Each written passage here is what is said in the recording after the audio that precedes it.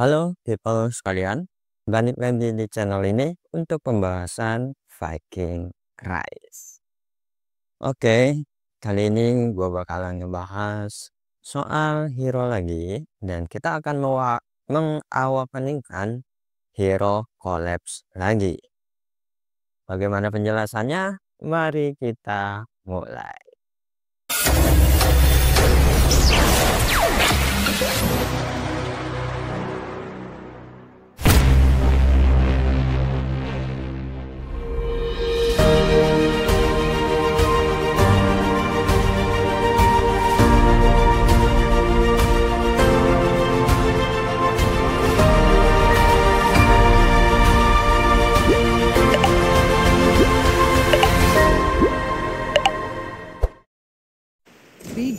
Oke, sebelumnya kita sudah sepakat ya bahwasanya event kali ini yaitu adalah event Valhalla Summon itu memberikan kita kesempatan untuk mengawakeningkan hero collapse, dan kesempatan itu teruntuk 3 hero collapse pertama, yaitu ada si Harald ini, lalu kedua ada si Leif, dan terakhir ditutup ada si Freydis. Dan mengenai siapakah yang lebih bagus itu tergantung kalian, dan menurut gua dari 3 hero collapse ini itu tetap lebih baik daripada hero season 1, tergantung bagaimana kalian dan tergantung juga kondisi serta hal yang membuat hero itu bagus.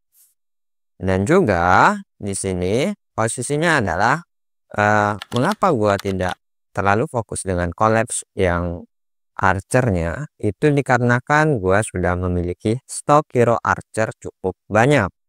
Jadi kesempatan collapse ini gua lebih fokus ke role yang lainnya biar gua punya hero awakening versi role yang lain, karena awakening hero role yang lain dengan cara universal shot itu sangat boros, utamanya buat gua, karena universal shot itu sudah gua alokasikan semuanya untuk hero archer saja, tidak untuk hero yang lain. Itulah sebabnya kenapa gua tidak mengejar collapse Freydis. Tapi sekarang berbeda. Freydis bakalan gua awakeningkan bukan gua awakeningkan ya, tapi lebih ke gua usahakan minimal bintang 6 hampir maksimal awakening lah. Jadi kalau misalkan nanti ada tindak lanjut dari IGG untuk memperpanjang event atau bakalan ada event selanjutnya di masa depan, gua tinggal mengawakeningkannya saja. Dan yang kali ini bakalan gua awakeningkan itu adalah si Leif. Leif ini yang bakalan gua awakeningkan. Dan pertimbangan kenapa gue pengen awakeningkan Leif ya itu ada beberapa sebab. Selain gue butuh dia versi awakening, dan juga di sini sudah ada istilahnya eventnya. Memang lebih baik nanti ada event legasi ya, tapi gue juga butuh untuk event Triton ini. Jadi tinggal kita pilih saja mana yang lebih kalian butuhkan. Dan di sini kita bakalan ketemu juga dengan event Tickbone yang berbarengan dengan event Durin. Nah, ini yang bakalan bikin gua sedikit rancu, apakah pengen di Tickbone atau di event Legacy Hunt. Karena Legacy Hunt sendiri gua ada project untuk mengumpulkan 1000 panah, sedangkan di Tickbone gue juga ada project untuk mengumpulkan 1000 dadu. Jadi sama-sama membingungkan ya, tapi kita lihat saja kedepannya seperti apa. Kondisinya bakalan mendukung untuk ke Tickbone atau ke Legacy Hunt. Ini cukup melihat situasi, dan intinya event Durin ini bakalan ada selama 3 hari seperti itu ya. Karena sekarang kita bakalan mengejar event Triton yang digabungkan dengan event Dream Wish atau Flaming Surface dan event-event yang sedang berjalan yang lain gitu ya. Mari kita mulai saja dari yang Triton pertama. Itu adalah soal power ya. Kalau misalkan power, gue cukup selesaikan ya di sini saja sambil menyelesaikan latihannya. Oh ya, kita butuh buff. Walaupun kita sudah istilahnya ada buff seperti ini ya, kita juga perlu mengumpulkan buff-buff yang lain, karena di KVK memang buff itu sudah sangat besar ya, buff untuk pelatihan. Tapi walaupun sudah besar, kita tetap butuh buff yang lain untuk menopangnya. Di sini kita cari pasukan yang jalannya paling cepat biar nggak terlalu lambat. Sambil menunggu itu, mari kita persiapkan yang lain. Intinya kan kita ngejar Triton dan juga yang ngejar informasi yang lain sih sebenarnya. Oke, ini rally-nya sudah full ya, kita mulai rally saja dengan pasukan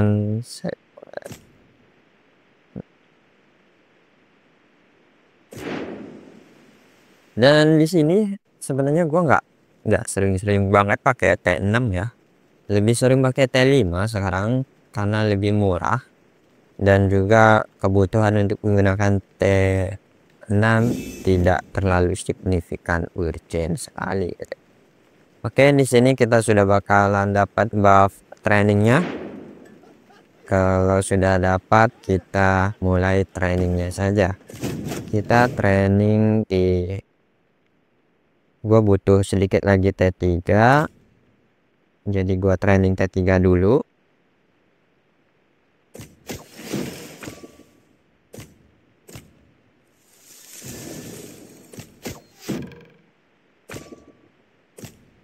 Oke, T3 nya sudah cukup.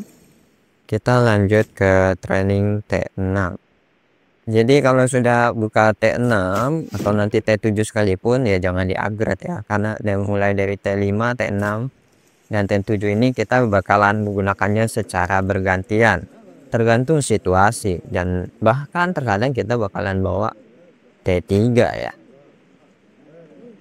Jadi bukan suatu yang apa ya istilahnya janggal gitu ya, memang sudah biasa seperti itu. Jadi kita persiapkan saja apa saja yang perlu kita persiapkan. Di sini sudah oke, ini sudah beres semua. Di Triton juga udah beres.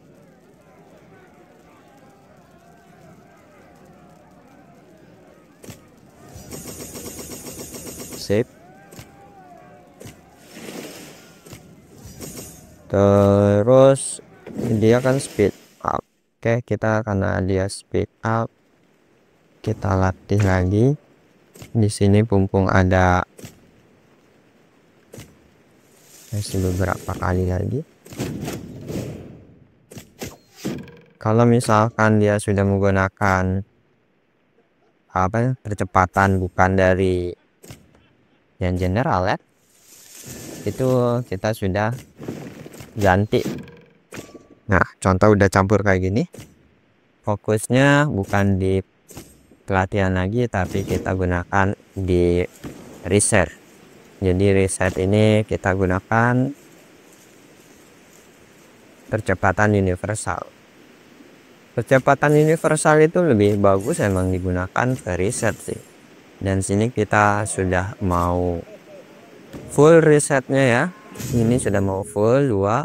Ini tinggal menunggu, dan setelah itu kita open tier 7 dan 3 lagi ini bakalan gua open di season kelima kayak. Kalau nggak season kelima KVK 4, tapi kemungkinan besar di season kelima baru gua buka 3T7 ini. Kalau misalkan T7 yang ini gua udah pastikan open tier 7 duluan ya, karena butuh menyetok pasukan sih sebenarnya gitu. Oke, ini sudah, dan yang tadi juga sudah. Maka kita lihat di bagian Triton sudah beres juga. Sudah beres.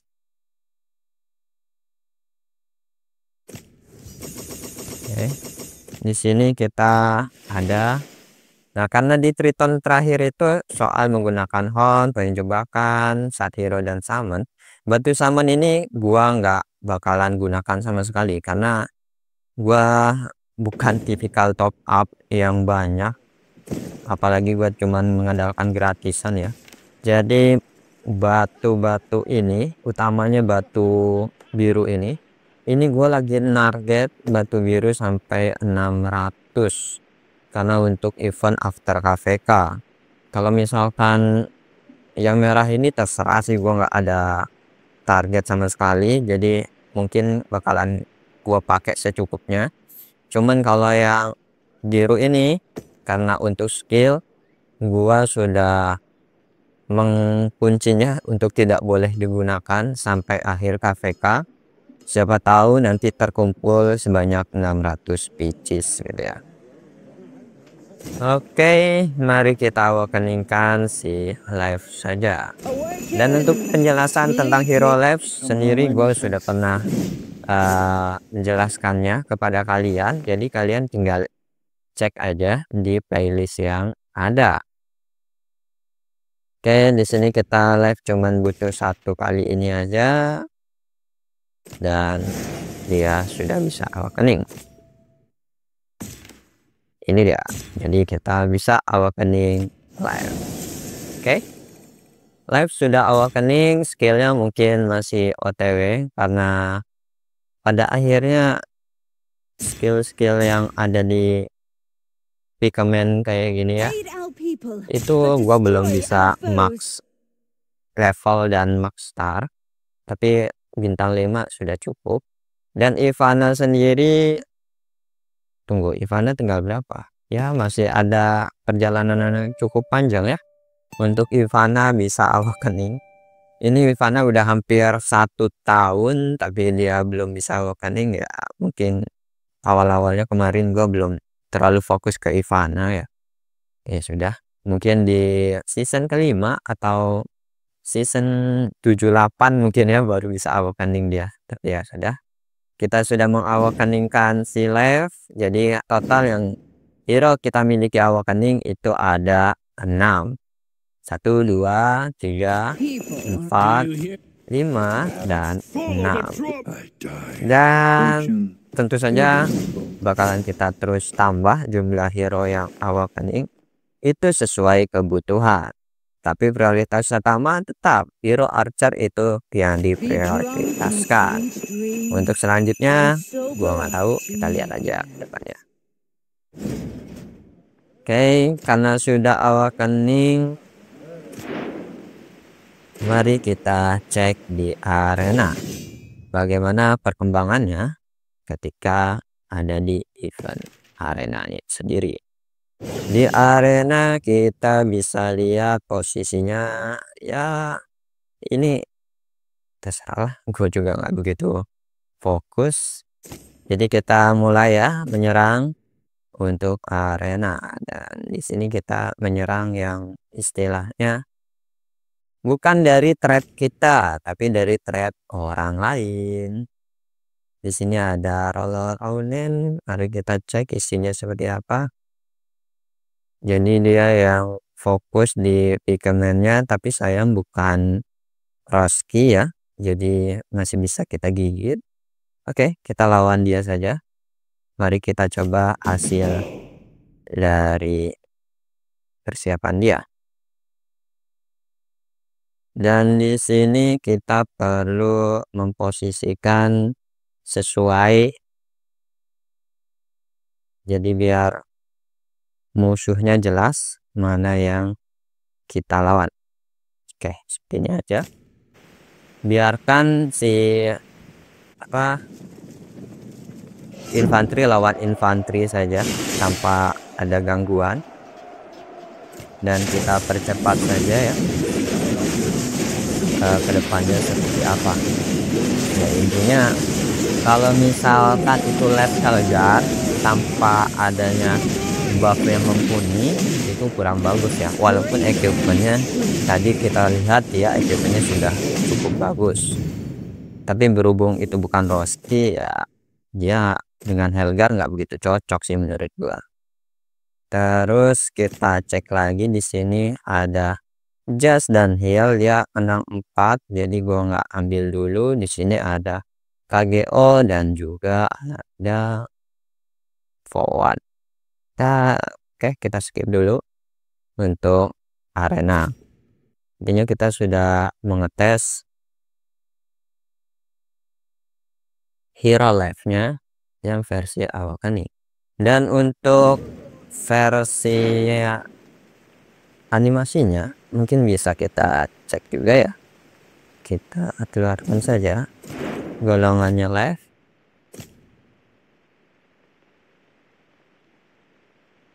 Di sini lalu kita tes lawan ini. Jadi biar kita tahu perbedaan animasinya. Kalau misalkan nanti ada pedang jatuh dari atas, itu berarti animasi dari Ivana ya, serangannya kayak gini itu Ivana.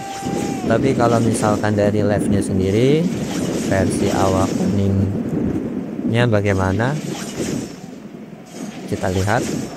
Nah berarti cuman kayak gitu aja ya, 2 kapak tadi saja. Kalau soal animasi gue lebih suka Ivana ya, yang pedang jatuh tadi itu. Tapi mengawalkaningkannya sangat merepotkan. Padahal kalau misalkan kita lihat, dia itu Ivana bisa menyerang 2 kali, makanya tadi itu pedangnya jatuhnya 2 kali. Tapi sayang untuk mengawalkaningkannya dia tidak bisa dengan universal shot, tapi kita harus rajin mengikuti event terus menerus. Jadi itu saja sih yang merepotkan dari Ivana nanti.